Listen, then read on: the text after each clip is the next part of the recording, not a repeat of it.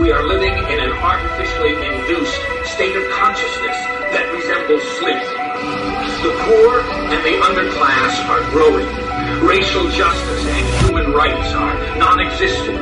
We have been loathed with friends. They have made us indifferent to ourselves, to others. We are focused only on our own gain. That is their primary method of survival. Keep us asleep, keep us selfish, keep us sedated. You're listening to Toward Anarchy on the Republic Broadcasting Network. Here's your host, Michael Storm.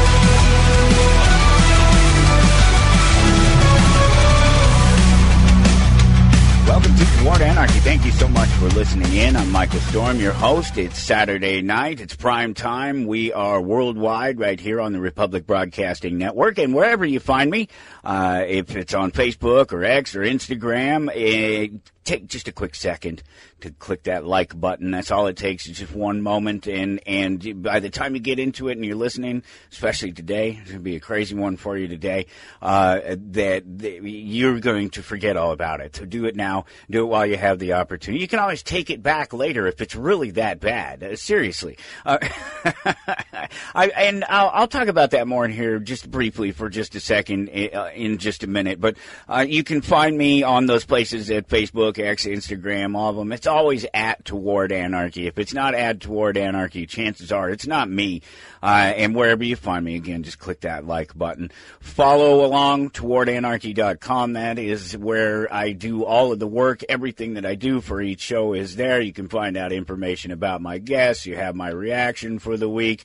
You have the audit, whether we get into the links or not, they're there. And anything that I do talk about, it's always there so that you can consider it further, consider possibly where I got my information from, at least in terms of what it was I wanted to share with you. I may know considerably more about what the topic is than the one link I shared, and the links that I share don't necessarily mean that I endorse the idea behind them. In a lot of cases, it's exactly the opposite of it, that I'm sharing the links as examples of something that shouldn't be happening, that people shouldn't be doing within the news, or things that they are talking about from the wrong point of view, things like that. So it's definitely not that I support those links or whoever's behind them, the story makers, whoever, the website, whatever it is. That's not necessarily the case. I shouldn't need to say so, but so often people are, oh, what about your source? What about this? What about that? Look, it's just information. If you want more information, it's on you to go find it. And that will come back again here in just a minute, too, as well. But there's always, those links are up there, and there's always a wonderful quote, and I will share that one with you here in just a second. And there's always a meme of some sort as well there, too. And I always wanted to be in a Star Wars scene, and I bet you did, too. And you're in this one that's in the meme up there this week. If you go check it out at towardanarchy.com, look for episode 2524, and you'll see that my guest will be Len Duggan. He'll be joining us at the top of the hour to conversation that you don't want to miss. It's the conversation that may get me thrown off of YouTube once and for all. It's very possible that could happen, just simply because of the fact that we're going to be talking about vaccines, and we're not going to be towing the party line on that one. We're going to be talking about flat Earth. We're going to be talking about conspiracies in general, conspiracy theories, the idea of conspiracy a little bit, but specifically those two in particular. We touch on some other things, and I will bring Len back again sometime in the near future, because it was just really great talking with him. And you want to hear this conversation because he's just like us. He's just another normal guy. Yeah, I have a microphone in front of me. Okay, maybe I'm a little bit different in that sense. Otherwise, I'm just a normal guy. I own a small business. I have a family. I have a home that I have to take take care of, and bills that have to be paid, and things that need to be done. I'm just like anybody else, and I just happen to have this ability to ramble on for a while without losing too much track of what it is that I'm talking about, to generally try to get a point across, and I've just been doing it for 30-something years, 35 years at this point. It's been a while. It's been a ride. It's been a fun ride, and I love doing it. You'll never know how much I do appreciate the fact that you tune in, and the people who do tune in, and that they do tune in quite regularly. In fact, that I get sort of like 70% or something like that of my views, my listens, what have you, are returning people. So that's really fantastic. But it also tells me something, and this was I was going to mention about, giving the like and that sort of thing, giving the follows and sharing the files and stuff. What I've noticed is that I clearly have organically reached some sort of wall, because that's where the numbers that I see. I don't pay a lot of attention to it, but when I do pay attention to it, I see that those numbers are very consistent, and they have been very consistent for a long period of time. So it tells me that my own organic reach, what I'm able to do, what I'm willing to do, the effort I'm willing to put into it, the money, whatever, it's reached its maximum point. There's nothing more that I can really do. The only thing that gets me bumped up at that point is interest in a particular topic or a guest. I'll get some spikes, and it'll double or triple. I'll do 30 gigs of just audio files of in a month, and that's crazy. And when the audio file is 22 megabytes or something like that, that's the size of the audio file, and all of a sudden I'll serve up 30 gigs in a month, and it's been, or 45 gigs, but it'll be because there was a particular topic or a particular guest. And so that doesn't happen very often. And so it's a pretty steady, normal. I can see it. Generally speaking, a lot of the same people listen all the time, with some new people coming and going all the time. And I've reached my organic reach limit. I'm just now starting to get involved with the whole email newsletter thing. I know there's a number of you who have signed up on it. It's actually a pretty big and continually growing list. It surprises me every time I look at it. But I don't utilize it. I don't do it. I don't use it. And I don't want to necessarily bother people with it. But I clearly need to make some effort to use it a little bit more, to try to break past that organic reach barrier that I've hit. Thousands of people are listening every week and every month. But that's it. But there's more. There's another step, and it's going to take some work. And I was hoping to get your help on that part of it, because again, it's about reaching that organic limit. The things that I will have to do to reach the next level require me getting your assistance. I can't do it by myself. I can boost it up just a little bit. I've seen it in the past, based on some of the things I've done to play with submitting across the different social media and posting across the different social media the episodes and links to the episodes. But so I know that it can be bumped up a little bit, and I will make that effort to do it. But then the rest of it, I need your help.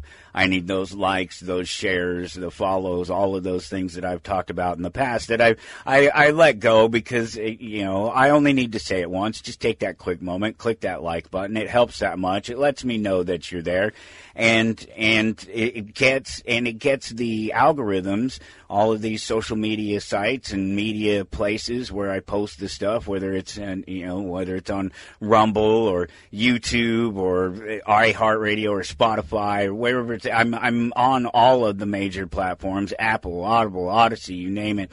I'm on all of them, and I do well across all of them. Have followers there, and it makes me want to consolidate at some point. But if you're all out there, you're there. Just take that one more quick second to help me take this thing to the next level organically, with just your assistance. That quick like, that quick share. That's all. That's all it's about. So at any rate, I did want to do that. It was just something that I noticed here over in the last couple of days, I would see it all the time. I see, oh, good, steady numbers. This is nice. I can expect that when I put in the effort that I normally put in to make sure that the show gets there, it's on time, it's new, it's interesting, the links are there, the things work, that I can count on this number of people, this general number of people listening all the time and apparently enjoying it because most of them come back.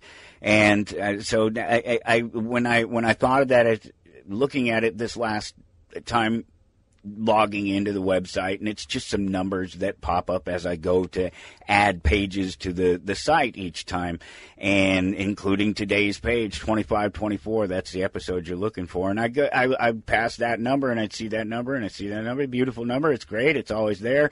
I can rely on it, but that means that I clearly have reached some sort of point where my own organic reach has reached its reach, or I have to otherwise, obviously, do something more. And I believe, with my own experience, that there's only just so much more I can do without there being funding, and I don't ever necessarily want to even try that. I've played around with a couple of things here and there over the years just to see if it would catch on, if people would be interested, and they are for a short period of time, and then it wanes, and it's, well, what are you going to do? You have to move on and find something else. I'd rather not do that at all, so I'll just occasionally drop in a reference to the comic book shop I own in Topeka, Kansas. You can stop by and see us anytime at Amazing Fantasies.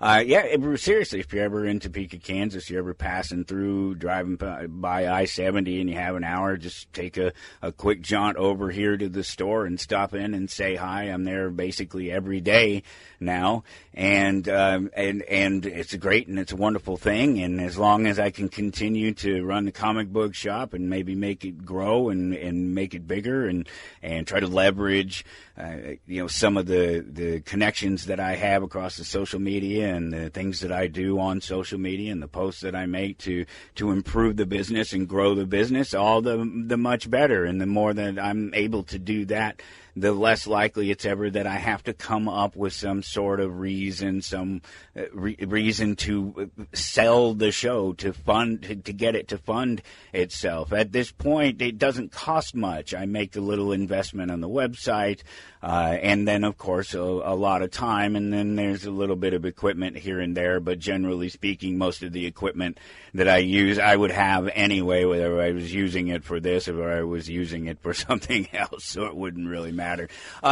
Just an amazing show for you. I know I'm just asking for your help because I just get it that at this point that's what I need to do. I need the listeners' help to take it to the next level. I need those shares and those likes and those algorithms to be tripped by getting those shares and those likes. So I'm asking for the help outright, and I don't do that much. I'm a solo kind of guy. I go it alone and do my own thing. I'm the lone wolf. I'm Wolverine. I'm Batman. I'm all of these characters that I like in the Han Solo. Solo, going it solo. All the characters that I've liked since I was a child growing up, and because they fit my personality and my own sort of sense of you need to be self-sufficient, and here we are. Here we are, 52 years, and run a comic book shop, still being the calling myself an anarchist out in public, letting people know, throwing that out there, just so it doesn't get past anybody. You want to have a conversation about anarchy, we can do that. Do me a favor and support the network. RepublicBroadcasting.org is the place to go. Click that donate button over there on the left-hand side. You can call directly if the clicking buttons thing is not your thing. Give us a call at the station there at the network, 800-724-2719, extension 3. Talk to somebody about the various options. You can also shop rbn.com for the win-win. You support the advertisers, they support the network, and it's completely selfless, again, that I ask that you support the network. I would rather you see the listeners taking their money. You give me the like and the share, I'll take that freebie. Send some money to the network and give every everybody the chance at their voices. I'm doing this, no matter what. Nobody stops me at this point. But there are others. There are other people across the network. There are mouths that have to be fed across the network, and it's amazing to be a part of it all. And you guys have been keeping Republic Broadcasting Network on the air for a long time, and really, seriously, for a privately owned and funded directly by support from the listeners and the advertisers. That's it. To run as long as they have and to be as successful as they have and to have the range of voices, it's amazing. So I love being a part of it, and I hope that you will support them. Spend them dollars on them votes and them voices in choosing the free speech and the platform that is offered through Republic Broadcasting. That's what I respect about it, and just great people as well. And it's just always been that way, and it's been that way before I was here years ago, back in 2011, and probably long after I'm gone, as long as you guys keep doing the support thing, for sure. Do me personally a favor and tune into the network Thursdays at 1 p.m. Central Standard Time right now, and we're working to move it because we want to try to get to where we can get a couple of hours of it, because we just get warmed up and people just start calling in and we just start get rolling, and it seems like it's time to end the show. But the show is called Your Health in Mind, and it's myself and facilitator healer Dr. Dean Lloyd, 1 p.m. Central Standard Time each Thursday, answering your questions, taking calls live across the network. We've been answering calls from all around the world. It's been really cool, really fun. It'd be really great for me to get back into the live aspect of it. I record this, what you're listening to now, as late in the week as possible, so it's as fresh as it can be. Sometimes it's Saturday morning when I do it. It's Friday afternoon, Friday evening right now, just in case you're wondering. But Saturday night or after when you're hearing it.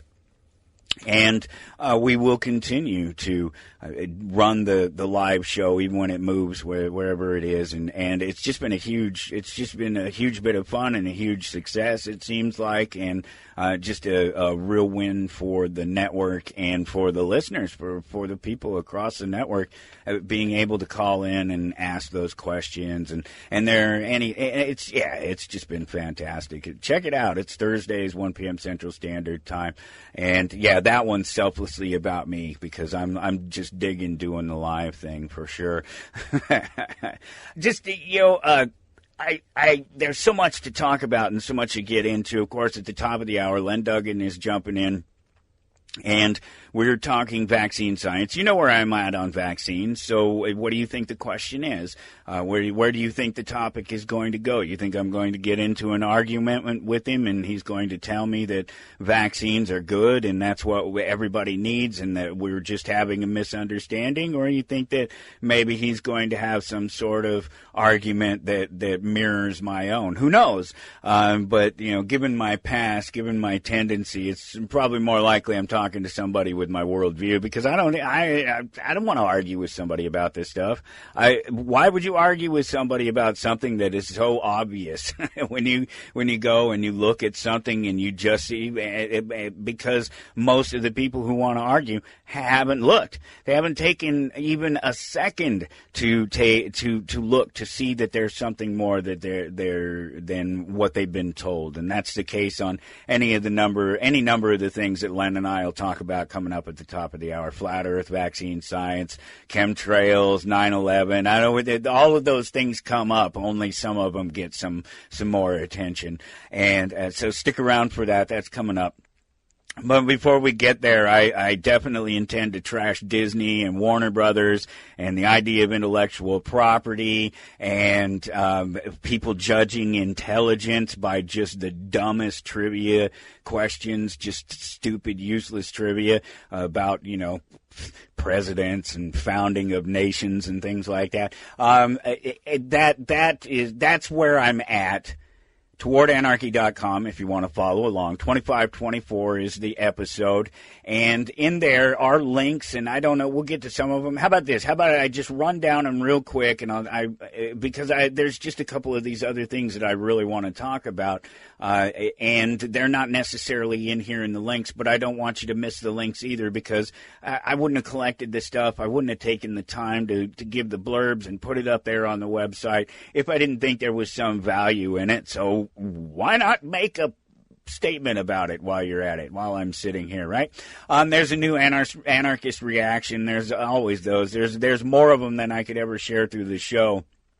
Various different things that I'm doing, short form content, and it's just it's not me talking about anarchy or anything like that. It's just me as an anarchist, a known anarchist, reacting to different things and opening packs, reading comic books, whatever it is. This week it was reading comic books, and it was reading comic books by one of my favorite creators, Jay and Silent Bob, the characters, you know, those guys from Clerks. They were created by Kevin Smith.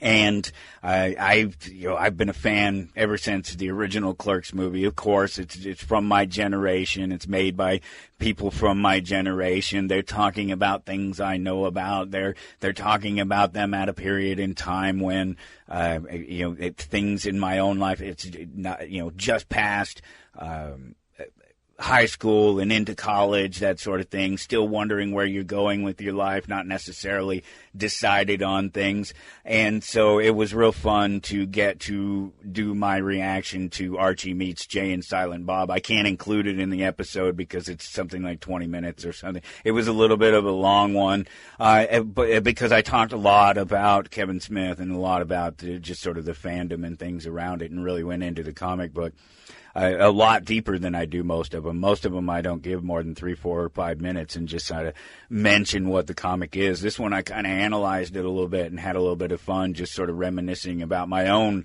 experiences and enjoyment with Kevin Smith and everything that he has created over the years and continues to create, and it's just so much fun. So that link is up there if you want to check that out and check out the comic book. Of course, you can just hit me up at AmazingFantasies.com or stop in the store. I'll hook you up. I'll get you that comic for sure. So under the Anarchist Audit, there's all these links. There is every week, and let me just hit on them real quick, and then we'll talk about these other things, and maybe we'll come back to it.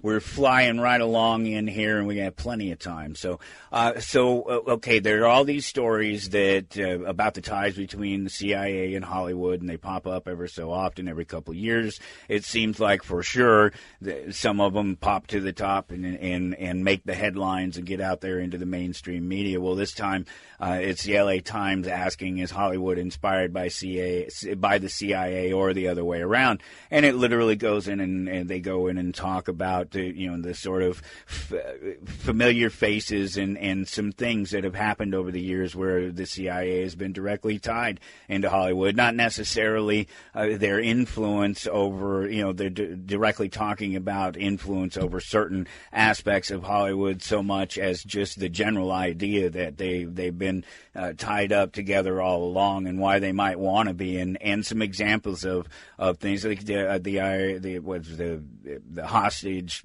thing where they sent that's what Argo is based on, I think, and is where they send in it's all in this link there always, but they send in the camera crew, and it's actually CIA agents or whatever, and they rescue the hostages, that sort of thing, and they tell you about a couple of different things like that. So just another one of those proofs that there's no conspiracy that CIA and Hollywood are intertwined. They literally are. There's a wall of fame at the CIA. That's what I started to say. They literally go into the CIA offices, and there's a wall of fame there, and there's actors and makeup artists and people that they're on the wall there, and there's stories that go with them, and it's kind of neat.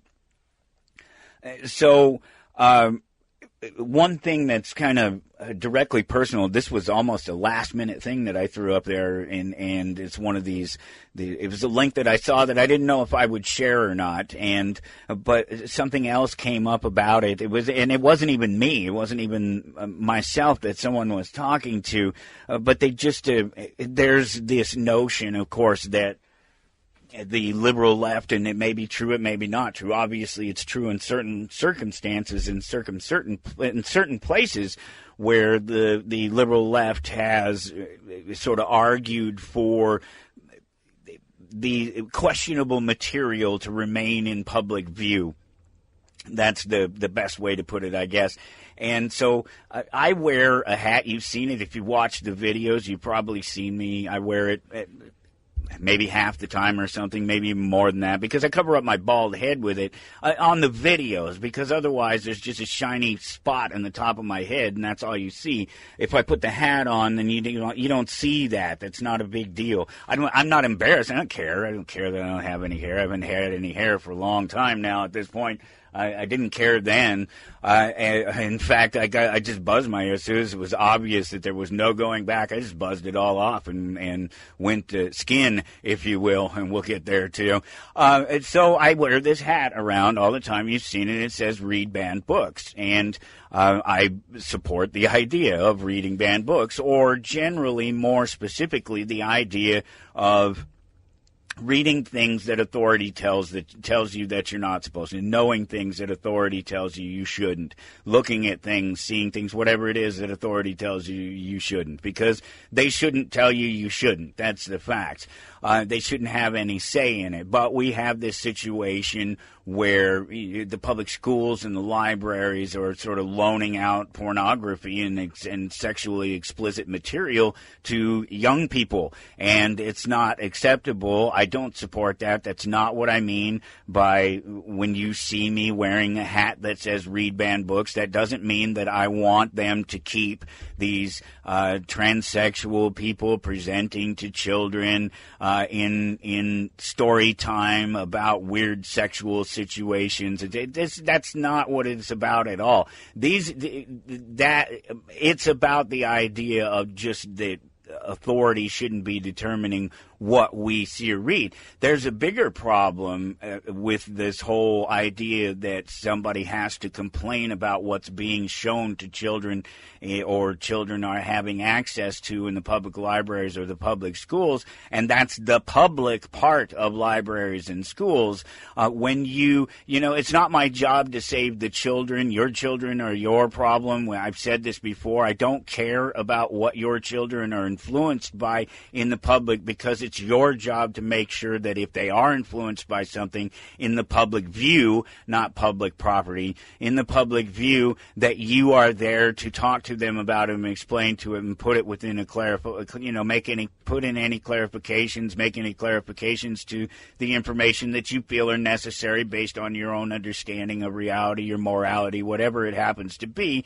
And that's where it begins and ends. It's not my problem and shouldn't be my problem. But when you turn things into the public space, when it's the public school system, not just visible publicly, when it's the public library where public funding, where tax dollars go to support it, it's kind of on you. You're the one that let your children be subject to the public system, whichever one it is. And then you distance yourself from their learning, and you just kind of get what the public system allows. That's just the way it is.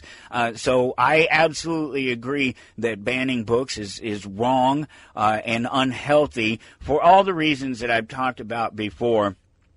And but that's not the same thing as suggesting that in the public school system there should be questionable material that young children are allowed to see, that their parents aren't there to give them clarification. If you want to, I don't want to even go there, because people just start saying stupid stuff. It's kind of funny when you see someone, it's a group or a person, and they have an agenda, and it's a pretend to care agenda. Politics, obviously, is a perfect example of that. The left or the right, they pretend to care, but all they really care about is control, right? But there are groups that are outside of government. There are people that are outside of government. They're not a part of government, that are also they pretend to care. They get out there and they try to make an argument, and they try to tell you about something that maybe you should know about, and maybe you should be a little bit concerned about. Possibly, you never know until you read it, until you get into it. But when they pretend to care, but then when they close with an idea that's clearly about authoritarianism, where they're basically they want to use government to limit people's free speech and free ideas. This link that's up there, the article that I shared, it suggests one of these things that you need to know about this worldwide, the growing neo-Nazi movement worldwide. Up 25% around the world, up 50% closer to home, supposedly. That their numbers, I didn't go verified. Links are there. You can do the work if you want to. And it's not about what they're suggesting you should know, because I don't think what they're telling you is something that they care about either. I think that all they're trying to do is drum up fear to get people's voices silenced across social media and by government, and it's obvious, because what happens is they're going through and they're telling you about this. They go through and they make their case and they give you their numbers, but the final conclusion, their last statement about it, is censorship. It's just about censorship, and it says, what do we do next? Literally, it's like, here's what we should do next. Government and businesses, particularly social media, should silence these people and not allow them to speak. And of course, that I believe that it's the same thing with the banning the books thing. You let the information is out there. You don't stop people from reading it. You give them a place, an understanding, an alternative, something else to counter the narrative that somebody is trying to suggest exists within one of these things that you think needs to be banned or otherwise silenced or limited. And the fact is that I want to know where the neo-Nazis are. I want the neo-Nazis. I want the Westboro Baptist Church just down the street from me here. I want the Westboro Baptist Church to have their free speech. I want them to be as loud as they possibly can and as not violent, and voice as much of their hatred as they possibly can, so that people see them and know them for the joke that they are. That it's not this thing. So you're worried about neo-Nazi clubs growing around the world, and you're worried about them growing in your backyard. And what happens is they try to approach young, impressionable teens, mostly males, of course, and they try to get them to join their little club. Well, here's the thing about it. If they already know that club is there, that the neo-Nazi club is there, and that's literally what we're talking about here, is these clubs. These are literal clubs. And if you see that club, that it's there, and they're able to say, hey, we're this club and we're over here, everybody can point to them and go, look, there's the freaks right there. You don't have to worry about the freaks sneaking up behind you on the street. And this is true of all you religious nuts, because, religion and your personal spirituality is one thing, but there are a whole bunch of religious nutballs out there that want to put their hands on people and want to touch people, want to push them, want to pull them, want to drag them with them in their direction for whatever their means. And that's just not how we do things. And this is no different. You don't silence the things. I don't call for the silencing of the church. I call for the church to be as tax free as I should be, and I call for the church to have as much of a say in our existence as anyone does. Because when you start suggesting that this group or that group or those people over there shouldn't have their say, then you're obviously only one step away from, well, what about those people over there? They shouldn't have their say either. And that guy over there thinks that those people shouldn't have their say. And then all of a sudden, nobody can say anything, at least not without getting in trouble for it. And we're already so close to that. If it wasn't for the general consensus that we have free speech and the general inability of them to stop us from talking, we would be silenced at this point. There's not very many people in the public discourse, sort of literally standing in public making the arguments for freedom. There's a lot of politicians standing in public pretending to make arguments for freedom, but it's just not the same thing. It just doesn't accomplish the same goal, because they're just trying to get elected. That's all they're trying to do. A couple more things, just a couple more links, and I want to talk about these other things that I mentioned. So recent real-time brain scans from a series of tests that have been done, I guess, they revealed that the brains of authoritarians the brains of everyone, but I'm speaking specifically of authoritarians because that's where it matters to us.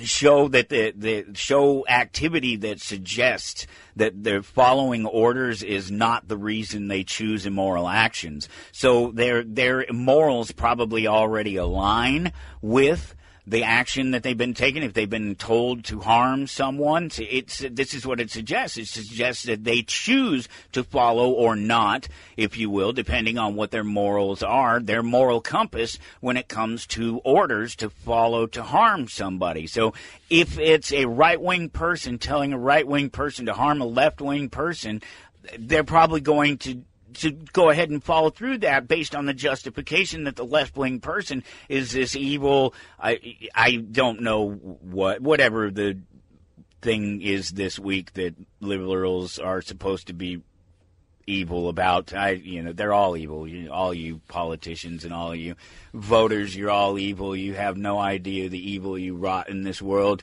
across the world, with your cowardice, your inability to do the solo thing, to be a man and stand up for yourself and still, survive it all, to survive being headstrong and being the one who it must be your way, or the highway. And I don't mean you have to leave. It means I'm hitting the highway. I'm out of here. If it's not my way, I don't need no dams. I don't need no brick walls to try to break through when I just walk around. That's the government barrier. That's the human barrier of any kind. Unless you're going to stop me from going away, I'm going to go away, as opposed to get caught up in insanity. It's happened too many times. It took years to learn it.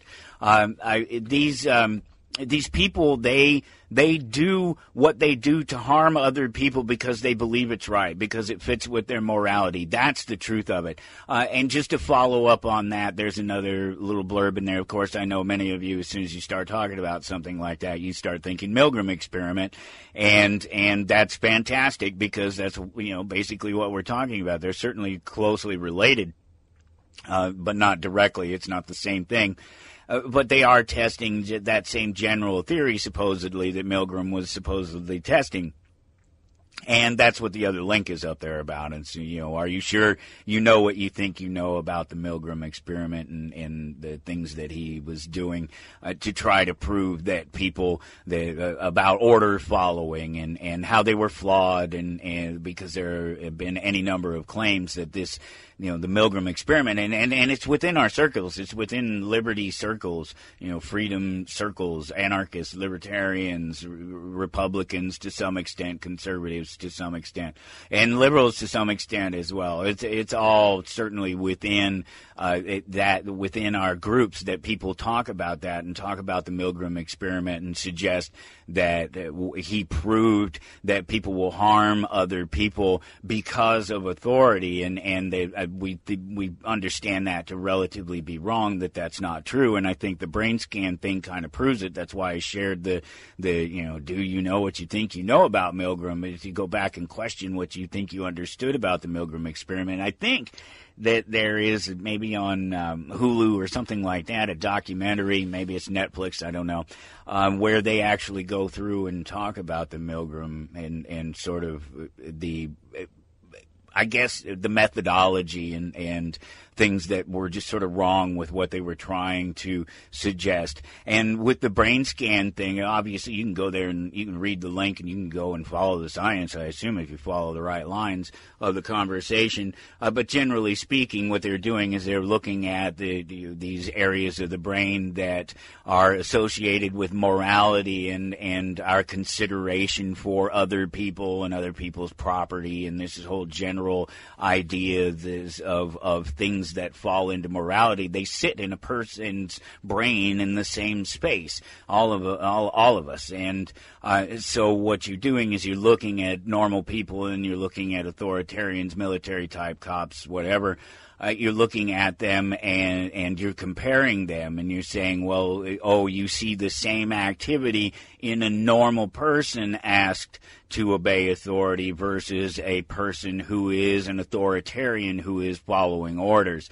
And there is a big distinction, and I think the distinction is important because it proves that most authoritarians are the scum that they are because they are authoritarians and their moral code allows it, not because they actually think that there's some altruistic, their altruism exists within their failed morality, within their political spectrum, whichever side they've chosen in a lot of cases. And I'm sure it's the same with their social too, because that's what we're talking about, right? Political or social opinion about what is worthy of enforcing, what laws, what ideas, what values are worthy of enforcing on other people, to the point of locking them in cages, robbing them for your own benefit, or killing them if they ignore you. We've had these conversations before, I'm sure. If you're tired, this is one last link, and it just fits in with the stuff that we talk about all the time here with the AI. I was even on a bit about it last week, and just some of the newer developments. And unfortunately, there was one article that for some reason I can't seem to find it. And I don't know, it must be on my phone maybe, and I need to look through my phone. That would make sense possibly as why it's not anywhere else, and it just now occurs to me as I'm thinking about it that might be where it's at. I'll look for it. I'll find it next week, and I'll come back to it. And it's a thing about AI just not being how it doesn't think like humans do. That's ultimately that. It's somebody trying to make that argument. I haven't read it yet, so I can't tell you anything about it. It was just a link I saved, and I was surprised it wasn't in with the other links. But I'll dig that up and share that with you next week. But the one that I did share with you this week was about this them fighting back against the AI, about websites fighting back against the AI as it goes out and scrapes websites. Well, that's what you wanted these things to do in the first place. You wanted the search engines to come and go through your website so that the things that you're talking about, the keywords, the key topics, these things that you're talking about on your website show up in search engines, and your website shows up in search engines. Well, now what you're doing is you're having what the AI does is it doesn't just produce the results, the weighted results for whatever reasons they weighted them and however they weighted them to their favor. What we have is sorry, I just got distracted there. What we have is the AI, just for a split second, something, you know how it is, something pops up out of the corner of your eye, you gotta deal with it. No, the AI cuts all that out, and it supposedly goes and takes the information, except that we already know that and it takes the information and it compiles it for you in answers to questions as opposed to answers, searches. Here's where people are talking about these topics, go to them and find out what they're about. It supposedly is taking the information and bringing it to you, but that's not all they're trying to stop. It's they're trying to ultimately find a way to keep the AI from reading or writing, producing art, and these things, and that's just kind of silly because it's already well past all that. They've already passed that by. If you stop to try to block it out now, all you're doing is limiting the way that people are going to find you in the future. The way to it's the same as the links up above there. Actually, now that I'm thinking about it, the fact is you fight the AI and its information the same way that you would fight any other information war. You put the information that counters it out there, and you keep putting it out there, and you keep putting it out there, and you let the AI robots and everything else scrape that information, and you hope that it influences it. And of course, if you're lucky, you get people to visit your website directly. It's something that myself, as a broadcaster, most people don't do. I listen to most people, and they mention their website once. Not me. I'm all about towardanarchy.com all the time because I know that's where you can find me. I know that that's where I'm at. All these other places can come and go. They can change their rules. They can censor stuff, but that's my website. That's me. And until further notice, that will be me. So it only makes sense to approach it as such. So there were a couple of these other topics that I wanted to talk about, because they weren't things that I was sharing. They were just things that came up during the week. Some things that I noticed, some things that got in my craw, if you will. They stuck in my craw, and I had to get them out. I got to ply them out of the craw. I don't even know what the hell I'm talking about. I don't even know what a craw is. I don't want to use the term that the Step family used, and that was something about a wild hare. Yeah, okay. You know, at any rate, just some things that didn't sit right with me, and not even unusual in at least one case. So I have things on in the background, especially at the shop when I'm there every day, and it's just on. And sometimes it's things about comic books and cards, and sometimes it's just a sitcom or something like that, and sometimes it's Joe Rogan or Bill Maher or a podcast or something along those lines. Oftentimes it's just music. I'll just click through songs. I'll play a song. I'll play another song. Sometimes it's comedy. I'll go comedians. Let's do comedians. Let's have some comedy. It's just running in the background. So, running in the background this week, had some Bill Maher. I guess it was Wednesday, and they were just random episodes, interesting people. David Spade was one of them. I didn't pay a lot of attention to that one, but there was a couple of things that I did catch. One was about Bill Maher asked David. I guess this is a couple of years ago this conversation actually happened, but the points that I'm making don't have anything. They're timeless, as I am. They're talking, and Bill asks David if there's something, like if he has trouble at restaurants or getting recognized, getting seated when the restaurant is packed, that sort of thing. And Bill just described this weaselly thing that he does, and it just seems slimy to me. They didn't recognize him; they don't know who he is, and younger generations don't necessarily recognize Bill Maher and are not going to know him. And so he does this weaselly thing about, I don't remember the owner's name, but I had met him and he told me to come by, and he just does this weaselly little thing where he lies and just, and not even a good lie. It's just this sad thing. And what's he going to do? He's going to get to the owner maybe, and then maybe the owner goes, "Oh yeah, you're Bill Maher. Absolutely. Come on then." That's the thing. Jump ahead of everybody else. Don't wait your turn, you fat cat rich POS. It's interesting because I should like Bill Maher, and because I've enjoyed all of his stuff. I watched him with the comics on the television show that he used to have. I don't remember what it's called.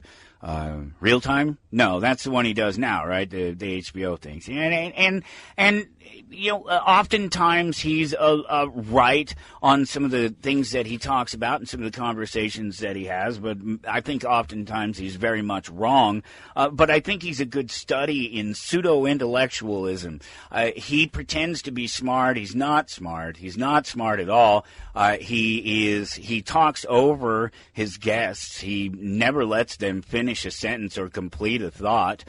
He brings certain people on to his show, Dr. Phil, I think, for one, to berate them, but to be friendly and do it. Oh, no, I wouldn't do that. I'm sitting here doing that, but that's not what I would do. I mean, we're just having a conversation, so you don't agree with me, and so if you didn't agree with me if you were somebody else, this is what I would do. I'm not doing it right now, but this is what I would do, and it's just very weaselly. And the other thing that I caught, and it's just par for the course for him, and I don't talk about people, but these This is about the ideas. Again, this is about being a certain type of person, the type of person who can't wait, especially somebody who's rich and privileged and has every opportunity and everything at the world at his fingertips. He's still got to be a weasel and cut other people out. And maybe there are other just rich scumbags too. But at least that's the way he thinks of them. I don't know if that's the case or not.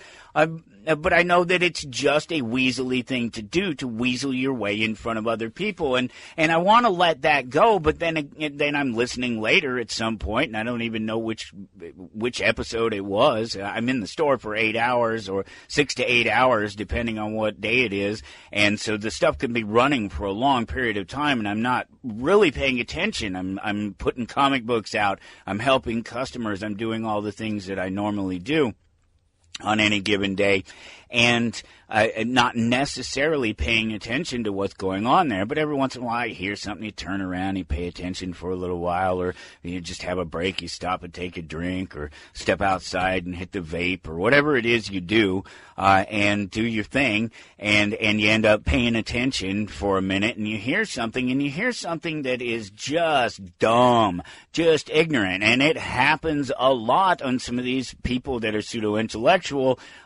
commentators, the likes of Bill Maher or Joe Rogan. But at least Joe Rogan says he's dumb.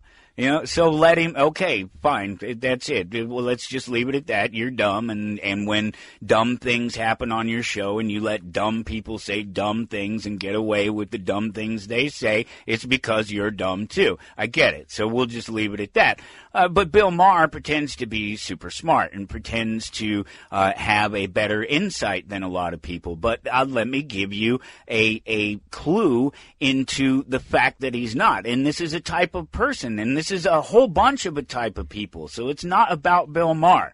Okay? I need to get that across. I don't care about Bill Maher. Bill Maher doesn't know me. I don't know Bill Maher. My talking about him makes no difference in the world. He just happens to be an example of this type of person who can't wait their turn, and this type of person who judges the intelligence of other people by their inability to answer dumbass trivia questions. Let me give you an example. There has been forever a popularity. It's a thing that's popular on American television that's happened year after year, after show, and it's the on the street thing, right? Where Jay Leno is one of the ones that made it really popular most recently, or in the recent past anyway. And there have been other people. So Billy Eichmann, he's another one of these guys that's out on the street asking people questions and just generally sort of annoying people with trivia.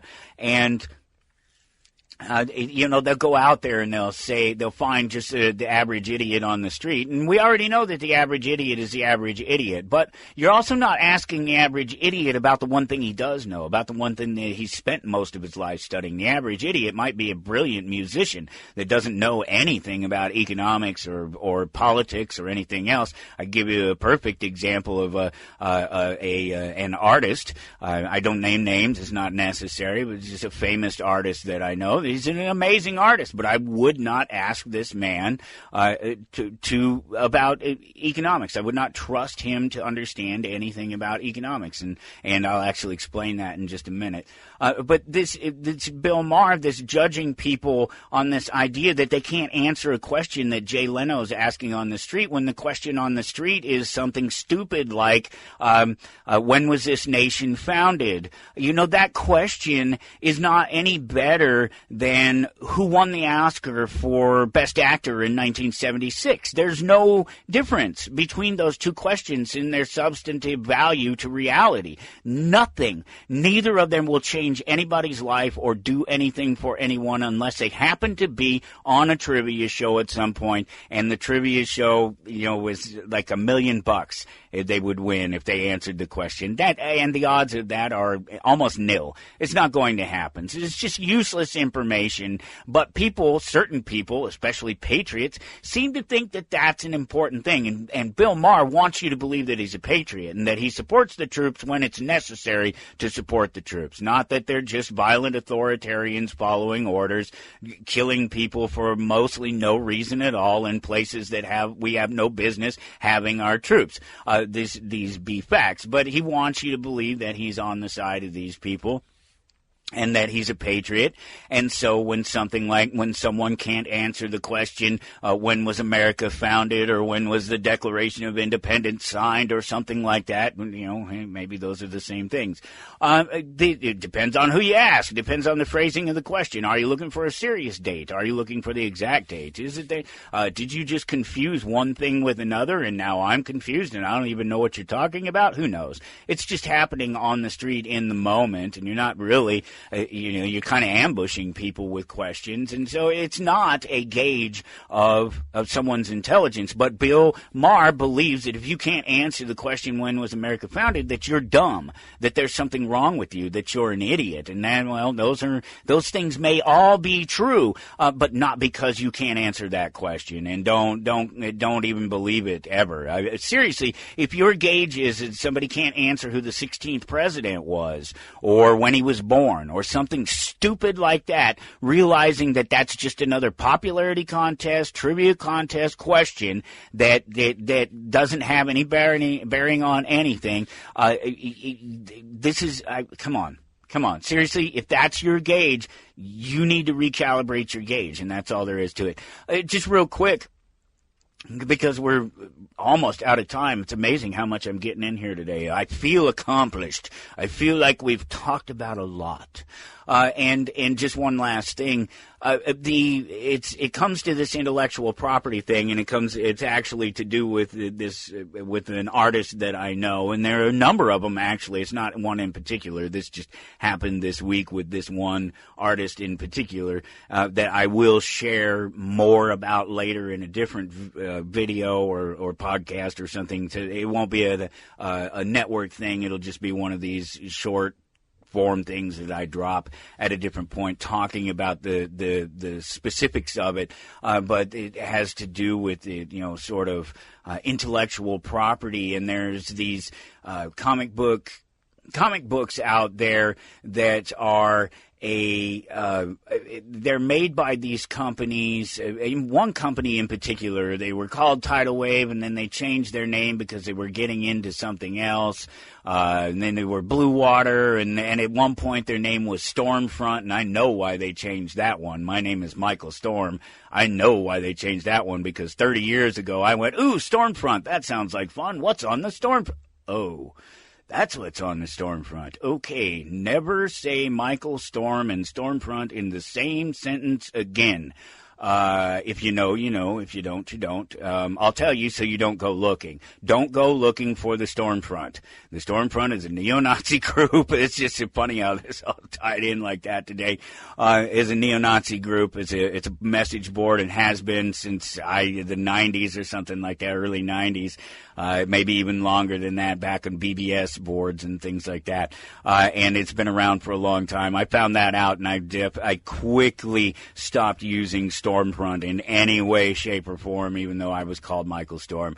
So I know why they changed their name there, but I think one of the reasons they've changed their names is because they've had problems with their business model and the things they do. They actually do the rock and roll comics, and they do these things called fame comics and fame books, and they're like life stories about, say, Robert Downey Jr., and of course Robert Downey Jr. is going to play Dr. Doom in Marvel, the MCU. He played Iron Man in the past. He's played different characters, things throughout his life. And what'll happen is they'll write one of these stories. They'll do, it'll be an unauthorized biography, a comic book biography of Robert Downey, and on the cover they'll do him as Iron Man. They'll do an Iron Man picture.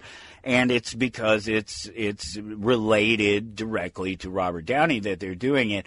And there's people that argue that this is theft. And it's just kind of funny watching creators defend Marvel and DC for any reason. I mean, really, truly hilarious, because they're not defending creators and art when they defend Marvel and DC. They're defending Disney and Warner Brothers, the corporations, these corporations that own art and creators. And it doesn't, you don't have to be a genius to make it real clear that these corporations, it is clear that these corporations don't care about the creators or the art beyond the dollars that they can generate. It's these same corporations that one minute people are saying they aren't inclusive, they don't pay properly, they don't credit properly, they destroy properties in its artistic expression. They're known for stealing creators' works and generally treating them badly. And the next minute, somebody's trying to defend them for their IP abuse, and it's just a longer conversation that we don't have any more time for today.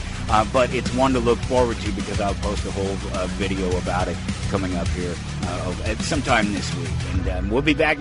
You're listening to Toward Anarchy. I don't have to tell you things are bad. Everybody knows things are bad. It's a depression.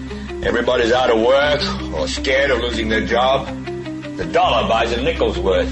Banks are going bust. Shopkeepers keep a gun under the counter. Punks are running wild in the street, and there's nobody anywhere who seems to know what to do, and there's no end to it. We know things are bad, worse than bad. They're crazy. The air is unfit to breathe, and our food is unfit to eat. I don't want you to protest. I don't want you to riot. I don't want you to write to your congressman because I wouldn't know what to tell you to write. I don't know what to do about the depression and the inflation and the Russians and the crime in the street. All I know is that first, you've got to get mad. You've got to say, I'm a human being. My life has value. You're listening to Toward Anarchy on the Republic Broadcasting Network. Here's your host, Michael Storm.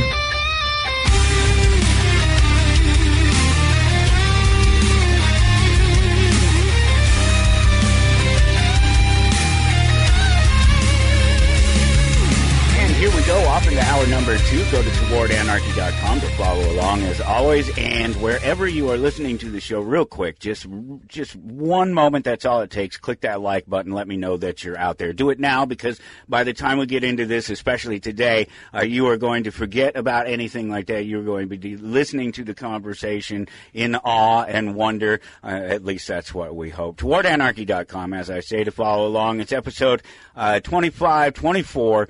And if you go there, you will note some information about my guest, as much as I decide that we need to share with you, because I really don't know at this point that much about my guest. It's an interesting situation. You know, a lot of these times that, especially lately that we've been here doing this, I've been bringing you, sort of people that have come looking to have a conversation with me about their thing, and this was not really the case here with my guest, Len Duggan. I kind of had to beat him up a little bit and poke him and prod him. I hope he didn't feel I was abusing him too much, to get him to come on and have a little bit of this conversation about some of these things that we talk about all the time around here, but we talk about from sort of maybe more of a layman's view than anything, and it's just me doing a lot of the talking. And so it's nice, everybody enjoys this, right? When you go out into the world and you find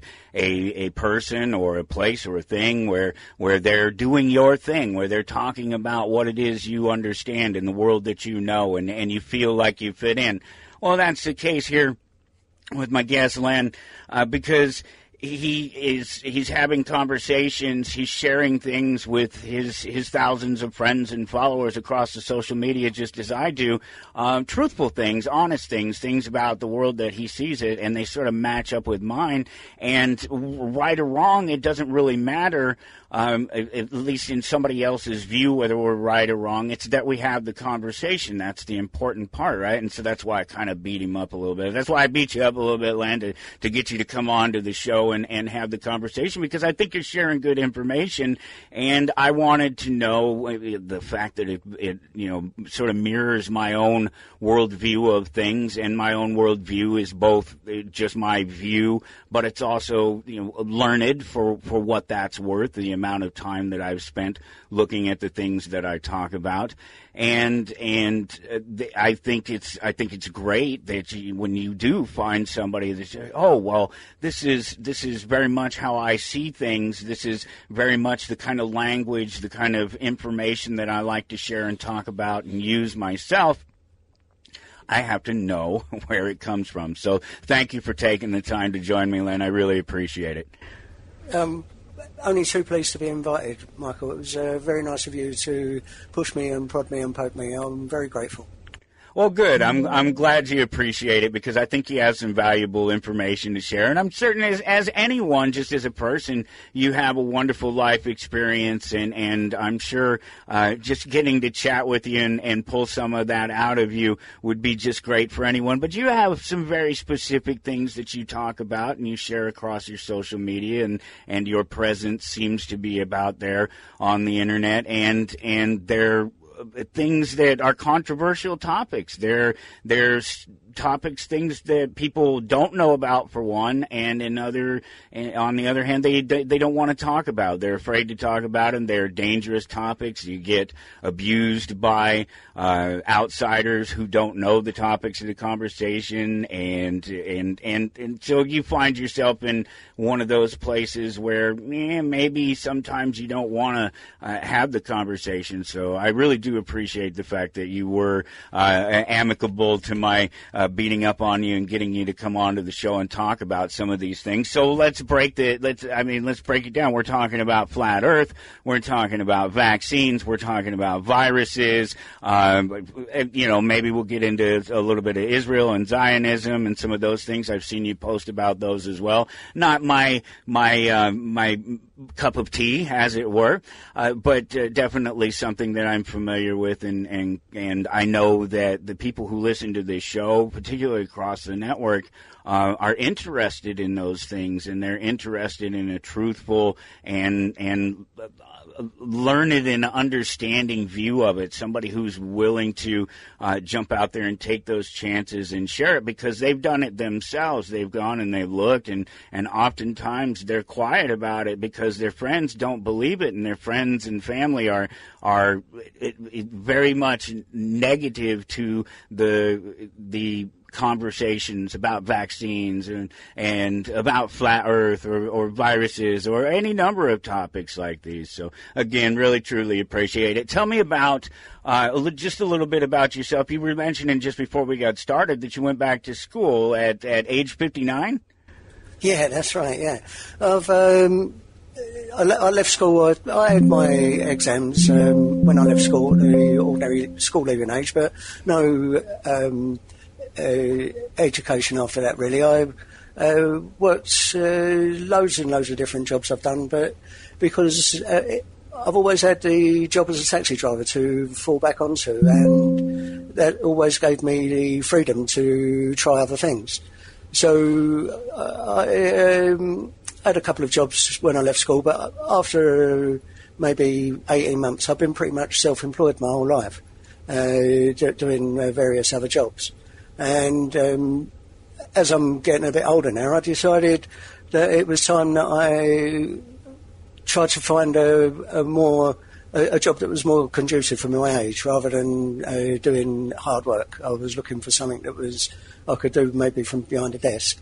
And I got interested in health, and I came to realise the value of herbal medicine. And so I went to the University of Westminster in Tottenham Court Road, and I studied a science degree, a medical science degree, as a medical herbalist. Oh, okay. All right. And so then did you have, just in general, the sorts of views that you do now before that, or and you confirmed them by getting into the actual learning side of it and learning some medicine, or is this stuff that you've all come along since then and you now realize, after getting involved in it? No, it's. I would say that the understanding I have comes from when I was a kid. I've always understood that there was other things going on in the world that we, as ordinary workers, don't get to be involved in. I grew up in East London, and it was quite a difficult area with lots of almost like a ghetto, I suppose, if we want of using an American expression to explain where it was I lived. But it was a great place, and it instilled lots of good character in people. But it always gives you a healthy distrust of authorities. Yeah, growing up in a little bit of I don't know if you. I grew up on the outskirts of a big city myself. You know, it wasn't the cleanest. It was hardworking people, people that cared and wanted the life that they had and enjoyed the life they have as much as they could. But yeah, definitely the sort of working class and I guess. The closer you are to the street and the closer you are to maybe the pop culture of the time, you're that much closer to discovering alternative ideas. Yeah, that very much mirrors my own existence here in America. Just sort of, not the cleanest, neatest side of town necessarily, but I was able to brush up against it too. I knew that there were people out there that had more and had different views of things, and that helped shape me as well in terms of my understanding of the world that we have today and my questioning of authority. Yeah, so that's exactly the same. I think most people grow up under those sort of conditions, if we were to be honest with ourselves. But because I had that base for it was easy for me once I started looking. To be honest with you, it was only since probably I don't know. Let me think. It was probably 2008 or something like that. Was when I started to look a little bit around, because I didn't have to work so much in 2008. I didn't have to work so much, and I was able to have a little bit more free time and look around. I was actually looking. I went on the internet. I was looking to change my career, and I started to look at just random things. I didn't know what I wanted to do, and it was by looking on the internet that I was introduced to all of the other subjects. Yeah, right. Okay, it's interesting that somebody can still find some of those things out there. That's a great story, because. So were you not a big sort of computer user, internet guy then before that at all? I was, yeah. I used to be involved with some record producers. Oh, music but you were using the technology as a tool. You weren't using it as a toy. No, exactly, yeah. Yeah. That's it. So I was computer literate, but I never used the internet for that sort of thing. I wasn't really fussed with too much about what was going on around me, because... like I said, from a young age, I realised that you can't really affect that. It's quite difficult to affect the big world around us on our own. And so my approach to it was just to keep my life happy, keep my life organised, and not really to worry about all the crap that goes on in the world, because I know that happens and I have no control over it. It's a neat, freeing thing to discover in your life at some point, and I don't know that everybody does. I don't know that everybody ever gets there, and so that's really cool that you did eventually get there. And there's I don't think there should be any. There's nothing to do with time necessarily. It's just that you get there. You know, it doesn't matter that it was yesterday. It doesn't matter that it was the day before. Yeah, maybe you have more still to catch up on than some people who may have, 2001 or whatever it was, 9/11, something like that influenced them, that finally got them into looking at things. I don't say that because that's what I did. It's just another example. Yeah. So that's the funny thing, is because of the experience I had as a younger man, although I wasn't into the conspiracies that we all know about now. Well, you wouldn't have time for such nonsense. No, but still, when I saw the 9/11 buildings fall, I knew straight away that there was a controlled demolition, because my uncle used to be in a demolition. Is that right? So you had some experience. Yeah, so I knew from my own personal experience of watching buildings fall. Oh, wow. If there was an opportunity on telly where they was blowing up a building, I made sure I watched it. And I watched loads of controlled demolitions, and my Uncle Joey used to tell me all about them. So when I saw 9/11 buildings, I knew straight away. I didn't know what had happened, but I knew straight away that was a controlled demolition, without a doubt. Yeah, I mean, the evidence seems to just really point that direction. There's so many things that suggest that, and that's my interpretation of it too. When I saw those, my buddy called me on the phone that morning and said, "Hey, have you turned on your TV yet?" And thankfully, I hadn't.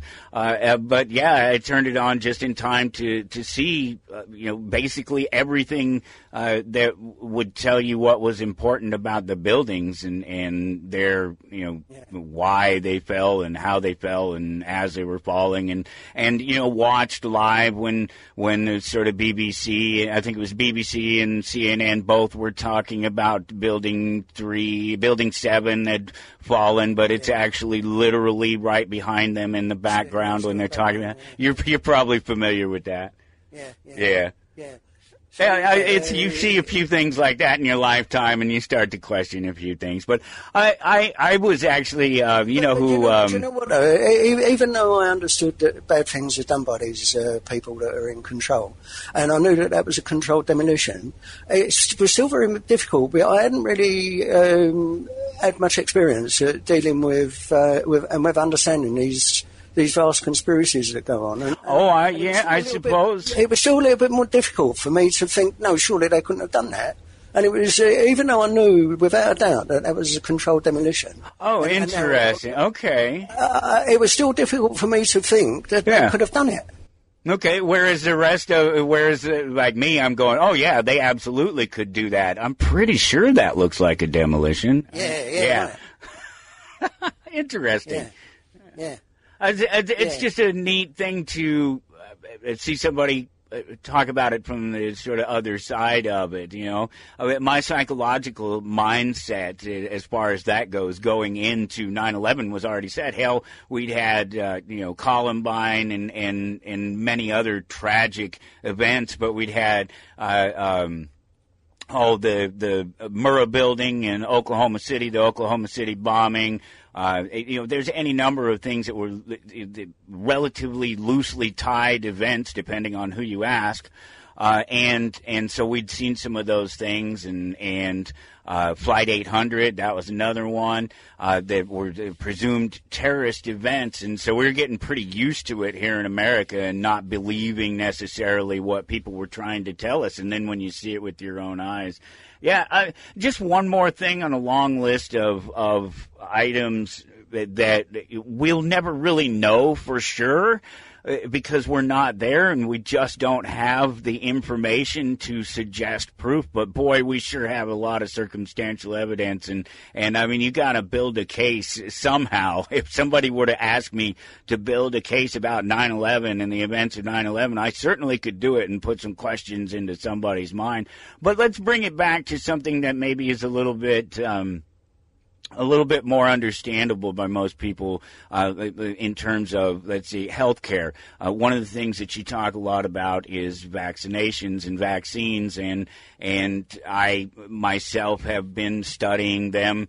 Not like a student, it's not like I'm sitting here every day going through vaccine information, but it's been a couple of decades plus that I've understood that there were problems with vaccines, and we could just leave it at that, but I would rather not. I'd rather dive into it and discuss why vaccines are problematic and why you see them as problematic, why I see them as problematic as well. But from your perspective, because you share a lot of information and you talk a lot about these things, and you seem to be able to provide some scientific evidence as well. You don't seem I tend to talk, and on purpose I talk about things very loosely with the understanding that you shouldn't believe me, that you should go and do the research. It seems like maybe you've gone and done the research on a lot of these things, and so when you are talking about vaccines and posting things,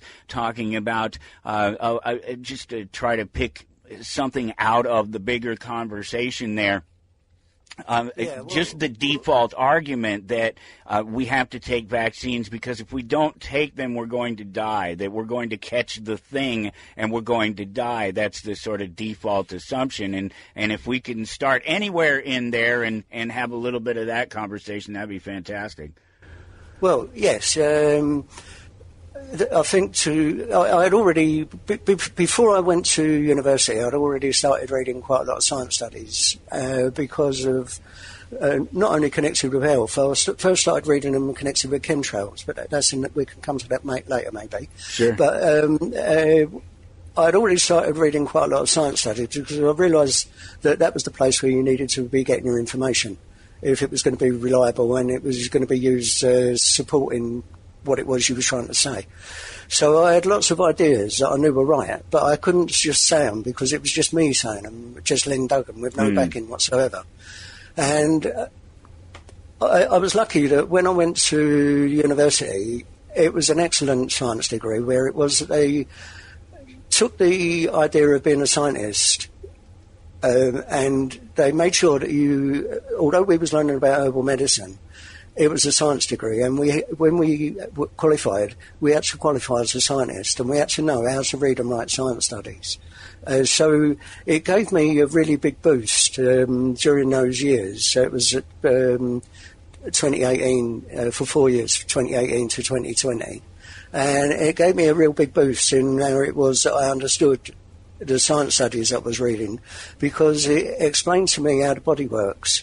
And that was a real big leg up to understanding and reading science studies connected with vaccines, because without understanding how the body works, it's very difficult to figure out what it is they're talking about in the science study. Yeah, right. Yeah. So if I could try and put it in a way that is, in layman's terms, the best way of explaining what a vaccine does is that it mimics a venomous snake bite. And because of the mode of entry into the body, they are put in with a needle, and it's a venom in the needle. It's not, there's a lot of misinformation about venom being used in vaccines. So I don't want to go down that road because that's not what I'm trying to say. They mimic. Yeah, no, you're making the analogy, yeah. Yes, it's just an analogy, yeah, exactly. So they mimic a venomous snake bite. And there are actually some snakes that actually produce aluminium in their toxin. So they go into the body as a snake bite, and they bypass the early warning system of a specialist arm of the immune system called Th17. And this specialist arm of the immune system is for protecting the boundary layers. So it would be your skin, your eyes, your gut, your lungs, all of the boundary layers. And this is this arm, Th17, it's its specialist unit for doing that. So when you inject something, you bypass it. And the next time the person is exposed to that same thing, they won't recognise it because Th17 hasn't got a memory of it. It's gone bypass. It's bypassed the Th17. So if you think of the Th17 as being like the home guard, they're the ones that they don't go out fighting, but they're the home guard. They protect the boundaries. They protect the borders, and you're bypassing the home guard, and they're the only warning system. So from that respect, they can't work.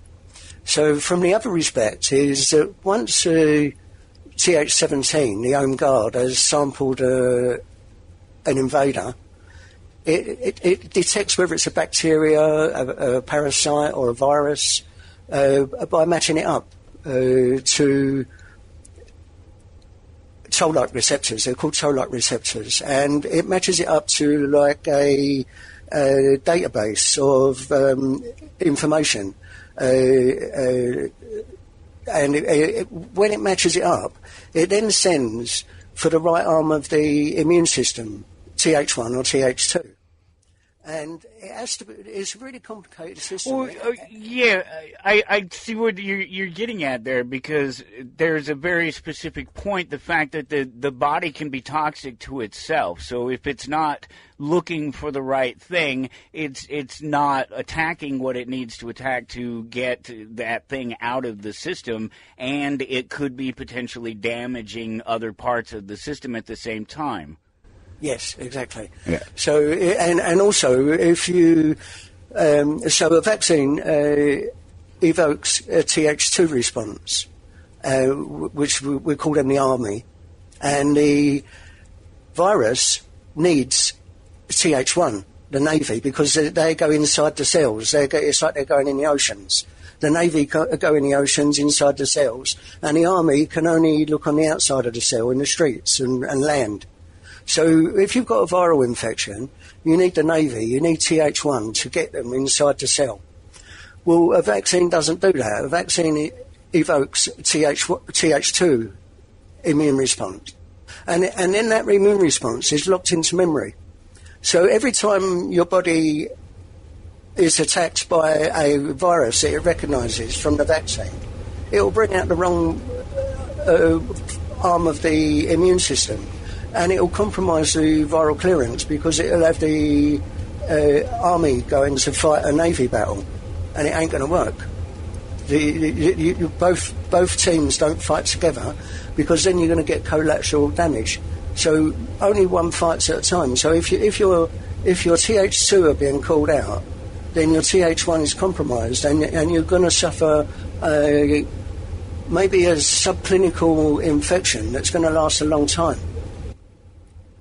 So bioaccumulation, ultimately, something that's building up, especially if you continue to take these vaccines and they continue to cause these Th2 responses instead of the Th1. Exactly.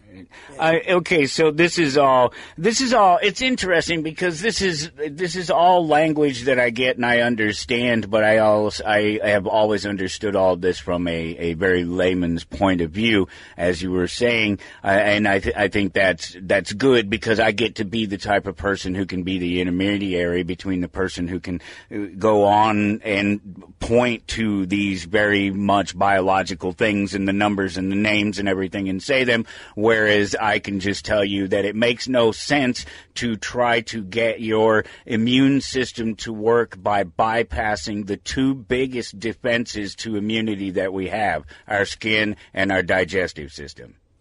Yeah, that's right. Yeah. So, and to then have a skewed immune response stored in your memory, in your immune memory, so that the next time that virus that's associated with the injection, the next time that's sampled, you will evoke the wrong immune response. That's again, crazy. And repeat the same error. Every time you are exposed to that virus, you will repeat the same error. And we haven't even got into adjuvants and additives and things causing an immune response that, of course, obviously is a different immune response than would be caused by the virus. And so there stands, in my mind anyway, this question of what it is that we think that the vaccine is actually causing the body to do. Why is the body reacting to the vaccine? I tend to think it's reacting because it's being poisoned. That's a good way of looking at it, yeah. The scientists, they check for immune responses after vaccination, and they all agree on finding a Th2 response. But they fail to mention the importance of that finding and our negative effects on future health. Crazy. And they've been getting away with it for so long, and that's when you start having to ask questions about conspiracy, because there's a level of stupidity and ignorance that can exist throughout something, but you can't. I don't think that someone like myself and so many other people around the world, scientists and doctors and laymen alike, who are able to point at these things and go, your conclusions don't make any sense and your science doesn't add up, but yet we still have people around the world fooled with this. Well, do you know what I think? I think that the problem is that the doctors are not taught about it, and when they qualify as a pharmaceutical doctor, they don't actually look at the products because they believe the system that they're bought into, and they want to trust the system, and they believe in the system, and they don't believe that the system could be telling them to do things that are not right. Yeah, I think that's true. I think we're in a definite cycle of system control over that, but the system has to know that too, and so we're left here going, what is this? What is this? Why is this happening? There's no particular reason why this should happen unless the medical system is compromised entirely by the dollars. Yeah. Exactly, yeah. Okay. I thought it was a foregone conclusion. Yeah. Through the pharmaceutical industry and the governing bodies. The pharmaceutical industry, they're pretty much the ones who set up the governing bodies. Yeah. So they have control over the governing bodies, yeah. Yeah, and they're playing a game. They're playing a game with our health for their dollars, for their bottom line. It's a wild thing to think that it's even true.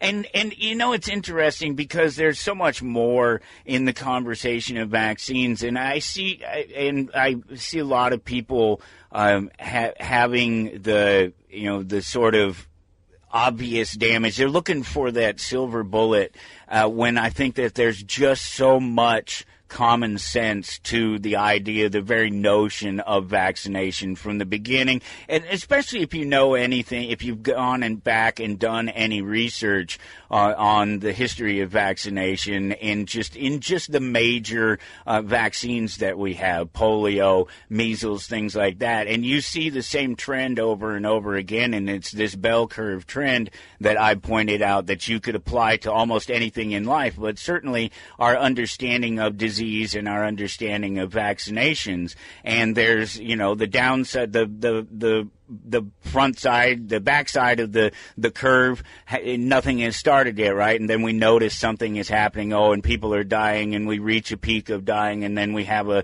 better understanding, and the dying starts to go down, and the curve continues to go down on the front side. And at some point, in every single one of these instances, we experience this introduction of vaccines well after the disease has run its main run. It's gone through the system. It's been through all of us, basically. It's had its biggest run. It's devolved into another generation, and if you understand viruses, you understand that as each generation of the same virus is easier to catch, but it itself is weaker.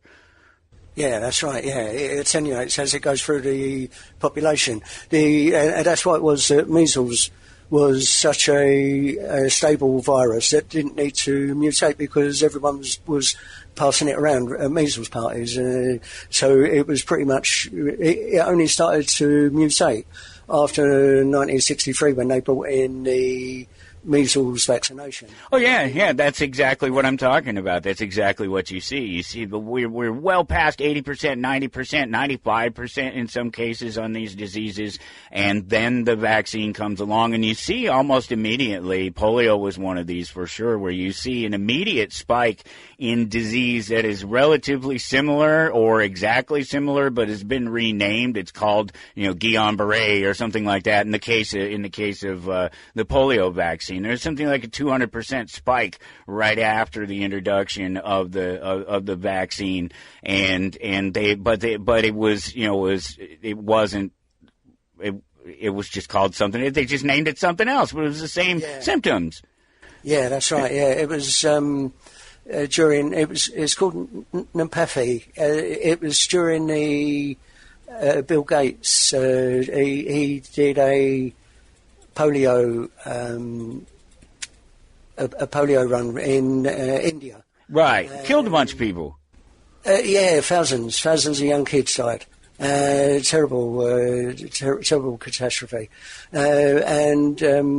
It actually made matters worse because the polio virus that they was using, it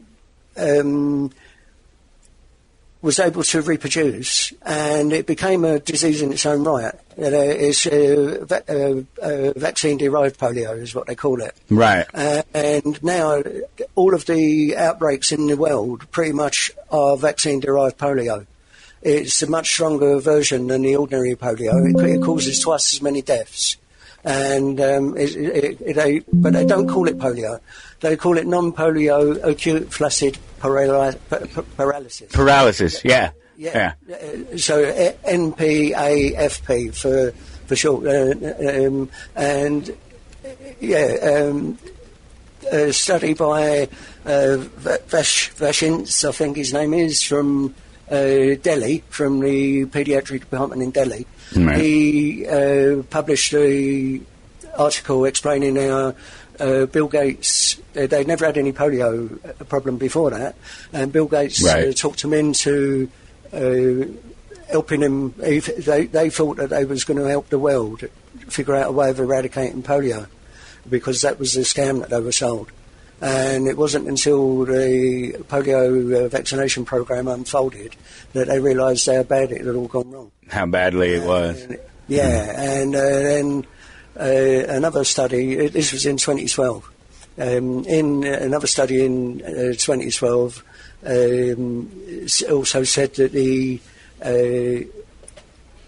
cases had risen of non-polio, the vaccine-derived polio, had risen from 9,000 between 5 years before, in 5 years or so, it's an average of 1,800 a year, to 55,700 cases in 2010 and 60,800 cases in 2011.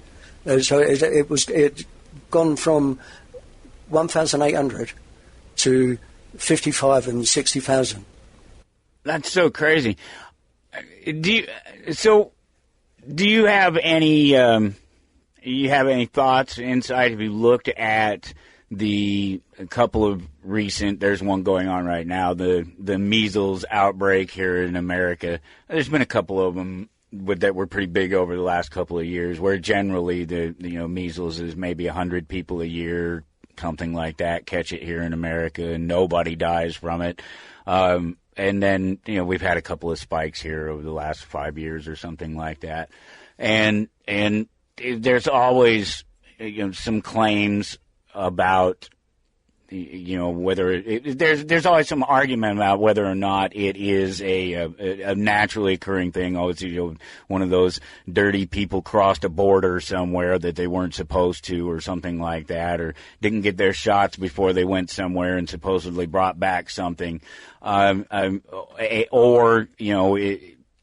somebody's saying that it's vaccine derived, it's caused by within the vaccine. Well, this is the problem, because even the CD acknowledge that when a person is given the measles vaccine, it can bring out measles in that person, up to 45 days later. Right. And when they tell doctors when diagnosing measles that if it's, so what they tell them is that if you get a kid with measles rashes, check their vaccinations, because if they've had a vaccination within 45 days, then it's more than likely the vaccination and not measles. So they're telling doctors to ignore measles when it comes in their office, because most kids have been vaccinated, and it's actually vaccine-derived measles that they're suffering from. And that's what's being shed to other people. Actually, measles has become a disease of the vaccinated, because now we have, since 1963, we had the divergence of the virus. The natural virus versus the vaccine one. Yeah, and now we actually have a wild version of the measles virus that is unstoppable with the vaccine, because it's not got those same receptors on it. It's moved its receptors so much that our immune system and the vaccine doesn't recognise it anymore. Well, it's a good thing that there's a lot of vaccine hesitancy. Yes, yeah. If I have to say that. There's a big consensus with it's always said vaccines have saved so many lives in the world. This is one sentence that's put in every single study. Just that one sentence in the introduction. And because that's in there, it gives every scientist in the world to say that they have a consensus of all scientists saying that vaccines have save the world from great deaths. But as you rightly pointed out earlier, all of the deaths from infections that are passed around were pretty much at zero anyway before vaccines came online. Well, and the thing about that is when people hear something like that, and that's consistent across most vaccines, if not all of them, for the few things that we do vaccinate for. But there are many more things that we don't vaccinate for that follow the exact same bell curve throughout, except that there's no spike after an introduction of a vaccine. Yes, exactly. Yeah. And that's the proof that vaccines didn't do anything. Isn't it right? I mean, doesn't that just prove it? Yeah. When you can look at something, things that are even supposedly far more dangerous and easier to catch. Yes, yeah. It was better sanitation and better medical treatments, recognising that modern medicine, there it is, that we can now check to see what's actually going on inside people. Where years ago that wasn't actually that. It was just you was limited to a stethoscope, and you had to figure it out. But now we have all this electronic gizmos, and we can get loads and loads of information about people that we wasn't able to get before. So when someone catches something and they're going to hospital because they're poorly, the hospital can figure out exactly what to do really quickly. Yeah, obviously, when we have these conversations and we're talking about the medical pharma industry, and it is an industry, there's a clear separation between this sort of emergency care and things that are done. We do amazing things, putting people back together on the spot when they're broken. We have a very poor track record of dealing with mental health and dealing with the mental health of people who are sick and who need to get better, and dealing with that side of things. And we've lost that individual touch. If it ever truly existed in our time anyway, that individual touch, that a doctor would be able to provide for his limited number of patients. He doesn't have too many patients. He closes the office at 5. None of these things happen today, except for through the doctors that are purposely trying to run their businesses that way, to provide individual health care for people to not overwork themselves. There's so many factors that contribute to the reasons why our health system is the way it is. It's not all politics. It's not all socialism. A lot of it has to do with just simply size, just the size of it all, and trying to take on too much. Speaking of size, that makes me want to shift real quick, because it's amazing how quickly this conversation is flying by us here, Len. I really appreciate you taking the time, and I know that it's almost bedtime where you're at. Speaking of size, there's a problem that humans, we're so small. We and the small individual human mind, most of them can't seem to grasp relative size and distance, and so there are a number of people on this relatively round rock floating through space that believe that it's not round, that it's flat, that it's a disc, that it's a plate, that it's on the back of a turtle, that there's an ice wall, that there's, I don't know, man. But you seem to like to talk about the flat earthers and seem to have some opinion on that. Where do you fall on that, Len? Well, it's such a ridiculous idea. To be honest with you, when I first heard of the idea, I looked at a couple of videos and I thought, actually, I couldn't debunk them straight away, and I was surprised. But I knew that they were wrong, but they'd done it in such a clever way that even though I knew they were wrong, I had to go away and find out to prove them wrong. It wasn't obvious to me to prove them wrong. And so, yeah, I think the most simplest way of telling for yourself, I've had lots of conversations with flat earthers, and they always talk about how it is that you can't trust anything. You can't trust this, you can't trust that you can only trust your own eyes. So because they can't see the curve of the horizon. They can't figure out why that is. Why can't they see it from standing? And they can't understand that when you look around the top of something, it looks like a flat line. They can't get that. They can't get that. No, that's right. That's exactly what I was saying. The relative size and distance causes their brains to just split in half. They do. I don't know what it does, but they just don't get that they're so small that they can't see the difference. Yeah. Yeah. It's very strange, yeah. Yeah. So what I always tell people is that they can know their self without relying on anything at all, just with a protractor that measures angles, and they can watch the sun as it goes round and it sets in the evening, and they can measure its movement across the sky, and it moves 15 degrees every hour. And it does that no matter where you are in the world. Right. That's what it does, 15 degrees every hour, every single hour. And if the Earth was flat and the sun was getting further away, the degrees that it moved would get less and less and less as it got later and later. And that doesn't happen.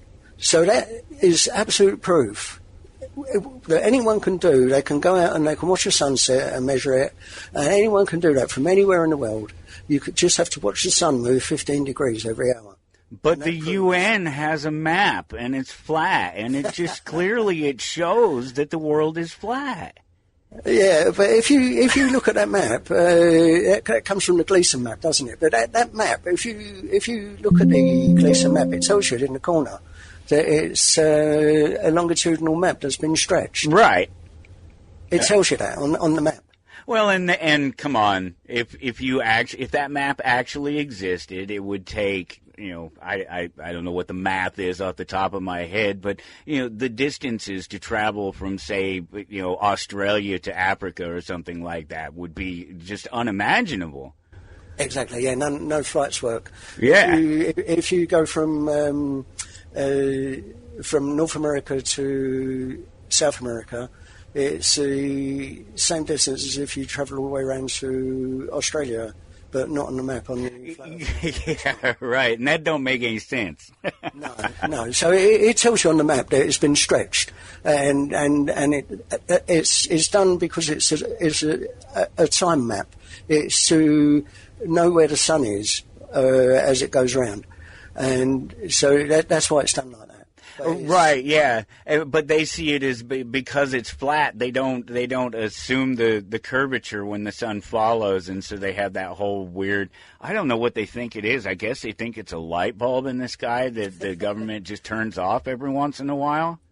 Well, that doesn't even work. Right? Nothing works. Yeah, nothing works on the flat Earth. Right, on the flat, yeah. If you look at the map, the flat Earth map, you've got the Tropic of Capricorn and the Tropic of Cancer, and the one tropic is 1.6 times the circumference of the other tropic.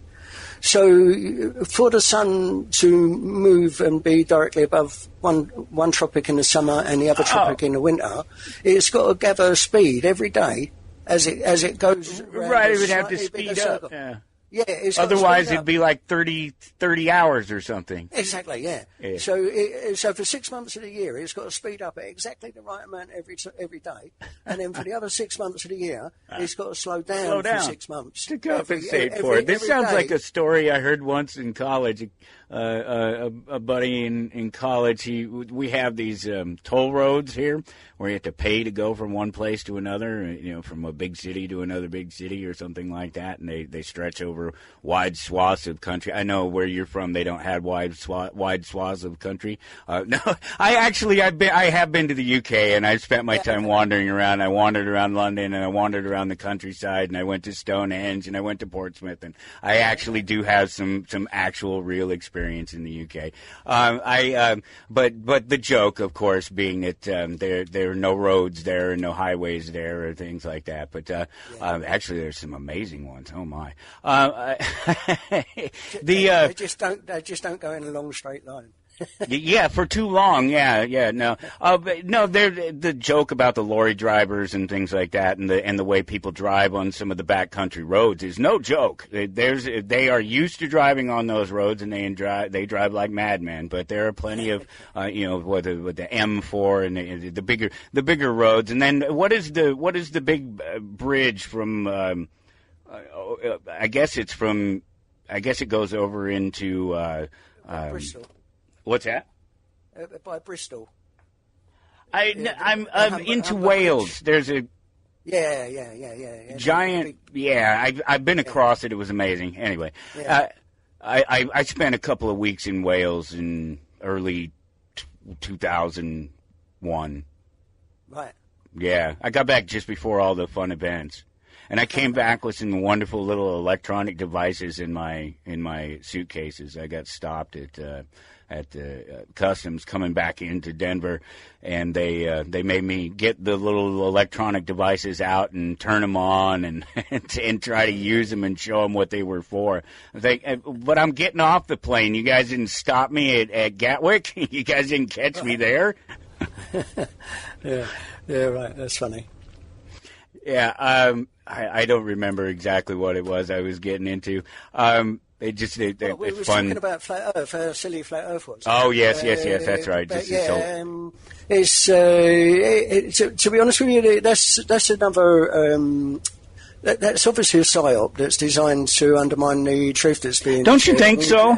Yeah, there's no other purpose for it. Right. And what it is, why...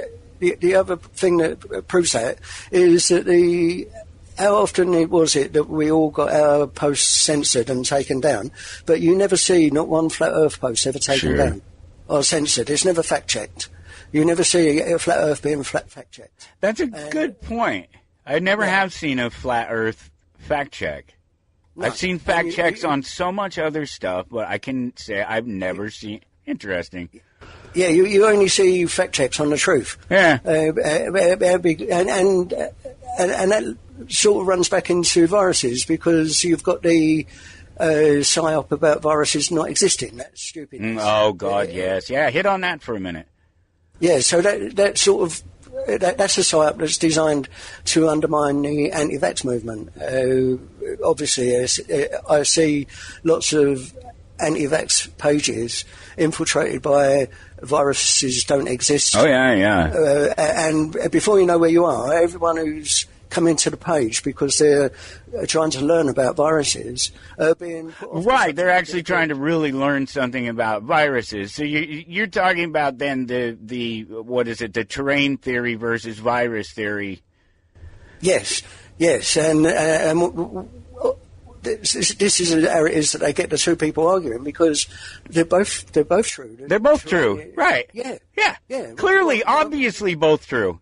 Yeah. Why has it got to be an argument one or the other? Yeah. It's another one of them silly psyops that are being actually promoted by quite high-profile people like Tom Cowan and Stefan Lenker and Andrew Kaufman and quite a lot of other people who are really high profile. Is that right? So you can look at least over there across the pond, you can look at some names and some faces and point to some people that are actually pushing that, because I can't think of anybody here famous who has actually stood up and said that the Earth is flat sorry. The viruses don't exist. Or the viruses don't exist. Sorry. Yeah. This is these people. Stefan Lenker is a virologist, and really, and Tom Cowan and Andrew Kaufman puts himself across as being a doctor, and all of these people have quite high profiles. Even Mike Yeadon. Mike Yeadon is a Pfizer lab expert. Okay. He has his own.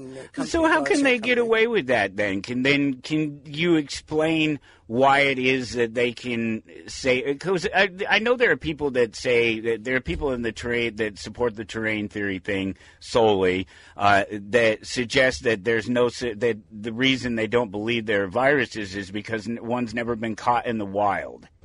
Yeah. Right. Yeah. So they quote they actually misquote from the studies. Not only do they use 100-year-old studies, but they misquote them. And the only way that you can support the idea that viruses don't exist is by misusing old science. Right. Because now, in the modern world, we have nanotechnology. And this has absolutely driven virology to another level. Because they use a system called microfluidics. And microfluidics is a way of controlling very small amounts of fluid. And it's a very clever system. We use it on our inkjet printers. You can put a page in and you've got 4 different colour heads in there, and they spin over the page, and out comes your photograph, all without a single smudge. Wow. Perfectly. So we all see that in inkjet printers. And that's because of the way that a computer can control very minute droplets of fluid. So this system, microfluidics, it can be used to directly isolate viruses. So think of it like this. They get the sample, the blood sample, or the spit from the person, or whatever it is, and imagine if you put that into one of your inkjet printer cartridges, and then you've got your inkjet printer to print out one tiny little drip into loads of test tubes, and in each drip it was only big enough to hold one virus. One virus cell, yeah. One single virus cell. And so they can isolate using microfluidics. That's crazy. They can isolate a single virus directly from the sample without the need to cultivate it first. It's amazing what they can do, and it really is, yeah. Yeah, no, that's what I was saying before, but just the technology and the tools. There's no denying that it's amazing what they can do, and that they can do some really miracle-like things in sort of repairing people. But there's definitely a disconnect in the sort of, and it seems to be in the sort of management of daily health that we're experiencing, and maybe we can. That's something we could hit up on again another time. We're almost out of time here. We're down to like the last 2 minutes to chat about anything here. But I really appreciate, again, you taking the time to come and chat with me, because I think you post some great stuff, and I think that you have the right attitude about it. You don't seem to, it seems to be a no nonsense sort of thing. I mean, here's the data, here's the information. I'm not even playing with you. Just look at it. Yes, exactly. That's. I appreciate that. I like to show where it is that where the truth comes from, the truth that I believe in. I like to show where that comes from, so that others can believe in it too. Man, I'm going to have 1 million people reaching out to me trying to get you to be on their shows and stuff. Well, you can tell them where to find me, Michael. It's been a pleasure speaking. Yeah, no, it's great. I'm so glad that you were able to take the time, and I hope I did. I hope you didn't feel like I was poking you and prodding you too much to get you to do it. I really I value the things that you're saying out there. I value them for the truth that they offer, and for the opportunity that you are offering people to view the truth and to see it for themselves. And I will appreciate that anytime I see it. So thank you so much, my friend, for taking the time once again. And you do well and continue to fight the good fight, because I just love seeing what you're doing out there. And it's there are just different ways to approach these conversations with people, and I just think you've found one of those great niches, one of those spots where people are listening to you and they're paying attention, and you're telling them the truth, and I just appreciate that, and thank you for it. That's kind of you to say, Michael. I appreciate that too. Yeah, thanks for saying that. You bet, my friend. Yeah. Take care. Hope you have a good day. We have two such markets. We have the economic market operating under the incentive of profit, and we have the political market operating under the incentive of power. What we have been doing in my lifetime is to be starving the market that has been working and to be feeding the market that has been failing. We are far wealthier today than we were then, but we are less free. You're listening to Toward Anarchy on the Republic Broadcasting Network.